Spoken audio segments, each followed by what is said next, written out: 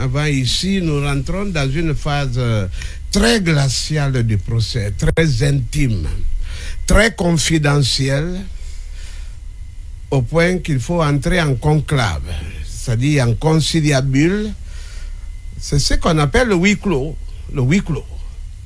C'est-à-dire qu'il n'y a que des professionnels qui doivent participer. Les lampadaires, la presse a été expulsée. D'abord, c'est une décision d'expulsion qui a été ordonnée et qui a été exécutée. Il n'y a aucun écran de télévision. Vous adhérez à cette décision? Oui.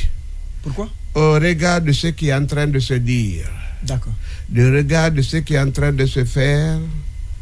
Et quand vous voyez une femme qui est capable d'enlever la jupe pour vous montrer une trace, pour prouver ce qui s'est passé, ce qu'elle a subi, ce qu'elle n'a même pas pu dire à son mari, ce qu'elle ne dira jamais et que nous n'avons même pas droit à dire, ce que les enfants ne savent pas, ce qu'elle n'a pas déclaré à ses enfants en tant que mère, ce qu'elle emportera dans sa tombe.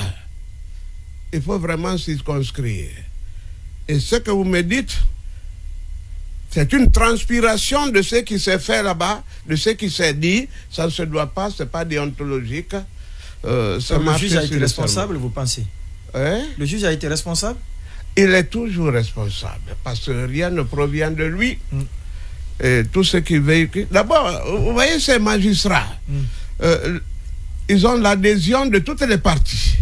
Jusqu'ici. Jusqu'ici, voilà. La partie civile, surtout le ministère public, la défense divisée et même les partis qui comparaissent.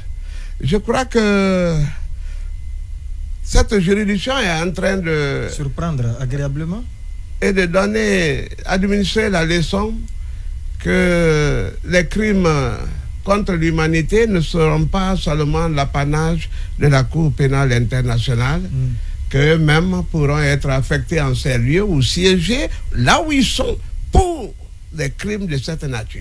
Pourtant, il n'a pas répondu. C'est important qu'il commente cette question parce que pendant tout ce temps, on parlait bien sûr de la présence de Toumba Diakité au stade, mais jusque-là, il n'y avait pas eu d'affirmation ouverte soutenant qu'on l'aurait vu en train de tirer sur les manifestants. Est-ce que cette révélation, si elle est confirmée, ne vous met pas en mauvaise posture? En venant ici, j'ai dit que j'aurais affaire à des journalistes très vicieux. Pourtant, c'est votre ami. À la guerre comme à la guerre. D'accord. Oui. Propos de Monument Cissé compte de son dernier éditorial. Oui, maître. D'accord, il ne lâche pas le morceau. Répondre à cette question serait la divulgation de ce qui s'est fait là-bas. Et je crois que nous sommes les gardiens du temple. C'est déjà sorti, c'est déjà commenté. Celui qui l'a dit doit être tenu pour responsable et que votre jugement doit porter sur lui en ce qui le concerne, ce que vous ne devez même plus vous-même vous confier à lui et qu'il est prêt à vous vendre. Maintenant, le deuxième pan de ma question concernant ces témoignages des femmes aujourd'hui qui sont en train d'expliquer comment elles ont subi ces actes de cruauté. Pourtant, on dit que la tenue de ce procès a un aspect éducatif. Si l'opinion n'est pas au courant de ce qui se passe, en comment cela peut contribuer à éduquer pour le futur? Les questions de pudeur, d'intimité de cœur, je crois qu'on ne les confie qu'à des intimes. Est-ce que ça plairait au peuple de Guinée d'avoir une femme qui enlève sa robe et qui a des enfants, des petits-enfants?